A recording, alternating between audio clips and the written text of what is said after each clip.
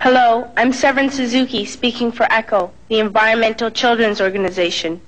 We're a group of 12 and 13-year-olds trying to make a difference. Vanessa Setti, Morgan Geisler, Michelle Quigg, and me. We've raised all the money to come here ourselves, to come 5,000 miles to tell you adults you must change your ways. Coming up here today, I have no hidden agenda. I am fighting for my future. Losing my future is not like losing an election or a few points on the stock market. I am here to speak for all generations to come. I am here to speak on behalf of the starving children around the world whose cries go unheard. I am here to speak for the countless animals dying across this planet because they have nowhere left to go. I am afraid to go out in the sun now because of the holes in our ozone. I am afraid to breathe the air because I don't know what chemicals are in it. I used to go fishing in Vancouver, my home, with my dad, until just a few years ago we found the fish full of cancers. And now we hear of animals and plants going extinct every day, vanishing forever. In my life, I have dreamt of seeing the great herds of wild animals, jungles and rainforests full of birds and butterflies.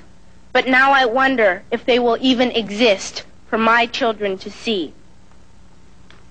Did you have to worry of these things when you were my age? All this is happening before our eyes, and yet we act as if we have all the time we want and all the solutions. I'm only a child, and I don't have all the solutions. I want you to realize, neither do you. You don't know how to fix the holes in our ozone layer. You don't know how to bring the salmon back up a dead stream. You don't know how to bring back an animal now extinct. And you can't bring back the forest that once grew where there is now a desert. If you don't know how to fix it, please stop breaking it. Here, you may be delegates of your government, business people, organizers, reporters, or politicians, but really, your mothers and fathers, sisters and brothers, aunts and uncles, and all of you are someone's child. I'm only a child, yet I know we are all part of a family, 5 billion strong. In fact, 30 million species strong. And borders and governments will never change that. I'm only a child, yet I know we are all in this together and should act as one single world towards one single goal. In my anger, I am not blind, and in my fear, I am not afraid of telling the world how I feel. In my country, we make so much waste. We buy and throw away, buy and throw away, buy and throw away, and yet northern countries will not share with the needy. Even when we have more than enough, we are afraid to share.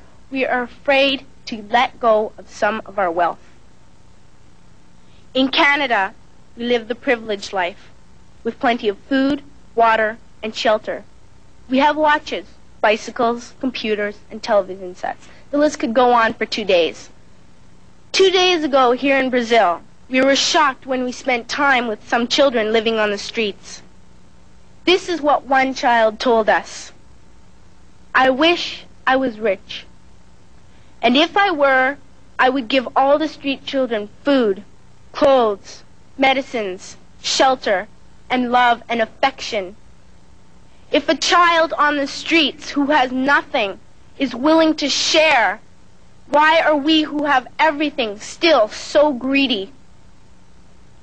I can't stop thinking that these are children my own age, that it makes a tremendous difference where you are born. That I could be one of those children living in the favelas of Rio. I could be a child starving in Somalia, or a victim of war in the Middle East, or a beggar in India. I am only a child, yet I know if all the money spent on war was spent on finding environmental answers, ending poverty, and finding treaties, what a wonderful place this earth would be. At school, even in kindergarten, you teach us how to behave in the world. You teach us not to fight with others, to work things out, to respect others, to clean up our mess, not to hurt other creatures, to share, not be greedy. Then why do you go out and do the things you tell us not to do? Do not forget why you are attending these conferences, who you're doing this for. We are your own children. You are deciding what kind of a world we are growing up in. Parents should be able to comfort their children by saying, everything's going to be all right. It's not the end of the world, and we're doing the best we can. But I don't think you can say that to us anymore. Are we even on your list of priorities? My dad always says, you are what you do, not what you say. Well, what you do makes me cry at night. You grown-ups say you love us, but I challenge you, please, make your actions reflect your words. Thank you.